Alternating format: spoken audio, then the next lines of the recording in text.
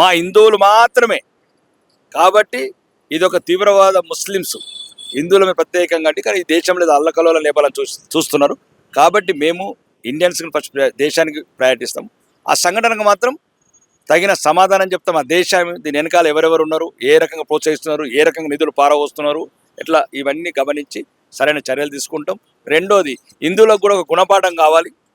ఎవడెవడైతే కుల పిచ్చితోని, ఆ పిచ్చితోని, ప్రాంత పిచ్చితోని, భాష పిచ్చితోని మన మధ్యన వైరుధ్యాలు పెంచుతున్నారో వాడు ఎవ్వడు ఏమి చూడలేదు, హిందూ అయితే చాలు కాల్చి పడేసినారు.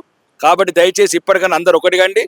మనం మధ్యన 100 విరోధాలున్నా వాడి దృష్టిలో మాత్రం మనం హిందువులుగా మాత్రం ఉన్నాం. కాబట్టి రేపు తెల్లారి భవిష్యత్తులో మన బిడ్డలు అట్లాంటి సంఘటనల బలి కావద్దు అంటే దీనికి సరైన సంఘటితమై భారత ప్రధానమంత్రి నరేంద్ర మోడీకి మనం వెన్నుదన్నుకుండి పాకిస్తాన్ అనే దేశంని ఈ ప్రపంచంలోనే లేకుండా చేయడానికి అందరం కట్టుబడి ఉండాలి. దాదాపు 28 మందిలో అందరినీ బాగా రోధిస్తూ బాధ పెట్టే విషయం, రీసెంట్ గా మ్యారేజ్ చేసుకుని అక్కడికి వెళ్ళిన ఒక జంట వాళ్ళ భర్త చనిపోతే ఆమె పక్కనే ఉండి ఏడుస్తున్న ఫోటోలు వైరల్ అయినాయి. ఆ విషయం ఎట్లా చూస్తుంది? బాధాకరం ఇప్పుడు. ఎందుకంటే ముత్తైదులాగా వెళ్ళి పెళ్ళైన 6 రోజులకు వెళ్ళి ఈరోజు మంగళసూత్రం లేకుండా, మెట్టెలు లేకుండా ఒక విధవరాలుగా రావడం అంటే ప్రతి కుటుంబంలో కూడా ఆలోచించాల. ఎందుకంటే దేశంలో ఉన్న అన్ని మతస్థులు 140 కోట్ల మంది కన్నీరు పెట్టుకున్న సంఘటన. ఆ సంఘటన దురదృష్టకరము. భారత జాతి, ప్రపంచంలో ఉన్న హిందువులంతా రక్తం మరిగిపోతున్నది. దీనికి ఏ చర్య తీసుకున్నా మేము నరేంద్ర మోడీ గారికి అండగుంటాము. అవసరమైతే ఈ ప్రపంచ పటంలో పాకిస్తాన్ అనే దేశం కనబడకుండా చేయడానికి కూడా ప్రయత్నం చేయమని భారతదేశంలో హిందువులు, ప్రపంచంలో హిందువులు అందరూ ముక్త కంఠంతో కోరుకుంటున్నారు. ఒకవేళ మళ్ళీ ఇట్లాంటి సంఘటన జరగద్దంటే సరైన సమాధానం చెప్పాల్సిన సమయం ఆసన్నమైంది. ఇప్పటికే కేంద్ర ప్రభుత్వం వారి దగ్గర ఉన్న ఒప్పందాల విషయంలో రద్దు చేసుకోవడం జరిగింది. ఒక పాకిస్తాన్కి చెందిన ఒక ఆయన మాట్లాడుతూ నదీ జలాల విషయం రద్దు చేస్తే మోదీ శ్వాస ఆపేస్తామని చెప్పే విధంగా మాట్లాడినట్లు. మొత్తం దేశం శ్వాస ఆపేస్తామంటే ఇంకా మోదీ శ్వాస ఆపుతాడు. ఆడో పనికి రానోడు. అట్లాంటి తీవ్రవాదులు ఎంతో మందిని చూసాం. అది ఉన్నది ఎంత దేశం కింద, మేము కన్న దేశం అది, మేము ఇచ్చిన దేశం, మా దేశం అది. కాబట్టి అది ఆ దేశాన్ని కలుపుకుంటే దరిద్రమే పోతుంది. ఇంకా అది కూడా నేను ఎవరో ఇరాన్ మత గురువు అన్నట్లు పాకిస్తాన్ని లేకుండా చేస్తే ఇండియన్ ఆర్మీ అనుకుంటే సాయంత్రం మొదలు పెడితే సూర్యోదయం అయ్యే వరకల్లా అది భారతదేశంలో అంతర్భాగం అవుతుంది. ఇరాన్కు మాకు పాకిస్తాన్ మీదకి వెళ్ళే అవసరం ఉండదు. సరిహద్దు ఇరాను భారతదేశానికి అవుతాయని చెప్పిండు. కాబట్టి ఒకవేళ ఏం ప్రేరేపణలు వెళ్ళినా భవిష్యత్తులో పాకిస్తాన్ అనే పదం, మేము పెట్టిన పేరు, మేము ఇచ్చిన నేల, మేము ఇచ్చిన దేశం, మిమ్మల్ని నామ రూపాలు కూడా చేస్తామని చెప్పి చివరిగా ఏం చెప్తారు? ఇక్కడ మన మధ్యలో ప్రాంతాల విభేదాలు, కులాల విభేదాలు ఉంటాయి. అక్కడ చంపేవాడు కులాన్ని చూడలేదు, ప్రాంతం చూడలేదు, హిందువా లేదా అని చెప్పి ఇస్లాం చదివిపించి చంపిండు. ఇక్కడైనా మనం ఒకటి కావాల్సిన అవసరం ఉందంటారా? చైతన్యం కావాల్సిన తప్పక. ఇది ప్రపంచంలో ఉన్న హిందువులందరికీ ఒక గుణపాఠం కావాల్సిన సంఘటన. రెండోది, చంపిన వాళ్ళ మాత్రం కుటుంబాలను మేము ఎప్పటికీ మర్చిపోము. ఆ కుటుంబాలకు అండగుంటాము. ప్రపంచంలో అంటే భవిష్యత్తులో ఉన్నందుకు కూడా కాశ్మీర్లో జరిగిన ఒక ఘోర ఘటనను జ్ఞాపకం పెట్టుకుంటాము. దీని జ్ఞాపకమే ప్రపంచంలో ఉన్న హిందువులంతా ఒకటి కావాలా. ఈ కులం అనేది లేదు మనకున్నది ఒకటి హిందూ ధర్మం. దాన్ని ఏమనుకుంటారు, కులం అనుకుంటారు, ఏమనుకుంటారు, హిందూ ధర్మం మాత్రమే ఉండాలా. కులాలు ఉన్నా కానీ గడప లోపలనే ఉండాలా. ఎదుటివాడికి మాత్రం మనం కులంలా కనపడతలేము. వాడు హిందువులందరినీ ఒకటే రకంగా చూస్తున్నాడు. కాబట్టి మనం కూడా ఒకటే కావాల్సిన అవసరం ఉంది.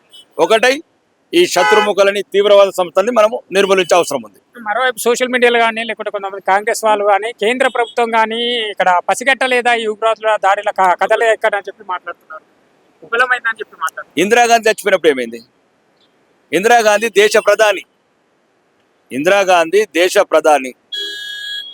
దేశ ప్రధానినే చంపిన సంఘటన. ఇంటెలిజెన్స్ అప్పుడు ఫెయిల్యూర్ జరుగుతాయి. జరిగినప్పుడు సరిదిద్దుకుంటాం. భవిష్యత్తులో జరగకుండా చూసుకుంటాం. ఎందుకంటే ఇందిరాగాంధీ గారిని ప్రధానమంత్రి వదిలినప్పుడు సొంత ఇంట్లో హంగరక్షకులే కాల్చారు. కాబట్టి ఇంటెలిజెన్స్ మేము సంఘటన సమర్థించుకుంటలేము. అప్పుడప్పుడు పునరుద్ధం అవుతాయి. అమెరికాలో కాలుస్తున్నారు, లండన్లో కాలుస్తున్నారు. కానీ ఇక్కడ పునరావృతం కాకుండా చూసుకుంటాం. హిందూ బిడ్డల ప్రాణాలు పోకుండా చూసుకుంటాం. పుల్వామా దాడి అప్పుడు కౌంటర్ అటాక్ గా ఎంబడే దాడి చేయడం జరిగింది కేంద్ర ప్రభుత్వం. ఈసారి ఏ విధంగా ఉండబోతుంది సార్? ఎటువంటి చర్యలు? దాడులకు సంబంధించి రక్షణ శాఖ నిబంధనలు ఉన్నారు, పెద్ద వాళ్ళు ఉన్నారు, అజిత్ దోవల్ లాంటి సీనియర్ సలహాదారులు ఉన్నారు, రక్షణ శాఖ మంత్రి ఉన్నది, భారత సైన్యాధిపతి కావచ్చు, వీళ్ళందరూ నేవ్యాధిపతి కావచ్చు. వాళ్ళ ఒపీనియన్ తీసుకుంటారు. సరైన సమయం, సరైన ఎలా ఇయ్యాలో. ఏదో రెచ్చగొట్టినంత మాత్రాన ఓకే, వీరులు అమరవీరులే కావచ్చు, ఈరోజు హిందూ జాతి గురించి అమాయకంగా బలైన బిడ్డలే కావచ్చు. కానీ దానికి సరైన చర్య మాత్రం అది బాగా వాళ్ళు ఊహించిన ఎత్తులు ఉంటుంది. అణుబాంబు విస్ఫోటన లాగా ఉంటుంది ఆ ప్రతి చర్య. కాబట్టి దానికి భారత ప్రజలంతా నైతిక మద్దతు ఇస్తున్నారు. ముస్లిమ్స్, క్రిస్టియన్స్ కూడా వీధులలోకి వచ్చి ధర్నాలు చేశారు. దేశానికి మద్దతు ఉంటామన్నారు, నరేంద్ర మోడీకి అండగా ఉంటామన్నారు. కాబట్టి సంపూర్ణ మద్దతు ఉన్నది భారతదేశంలో. భారత ప్రభుత్వం సరైన చర్యలు తీసుకొని పాకిస్తాన్కు తగిన గుణపాఠం చెప్తుంది. అంటే కేసీఆర్ అంటేనే అబద్ధాలకు మారు పేరు. ఈ ప్రపంచంలో నెంబర్ 1 అబద్ధాల కోరు ఎవడన్నాడంటే కేసీఆర్ మాత్రమే. దానికి నిదర్శనం మీరు అతను పాత వీడియోలు చేయండి. దళితుడిని ముఖ్యమంత్రి చేయకపోతే మెడ నరుక్కుంటున్నాడు, దళితులకు 3 ఎకరాల భూమి ఇస్తున్నాడు, KG2 విద్య అన్నాడు.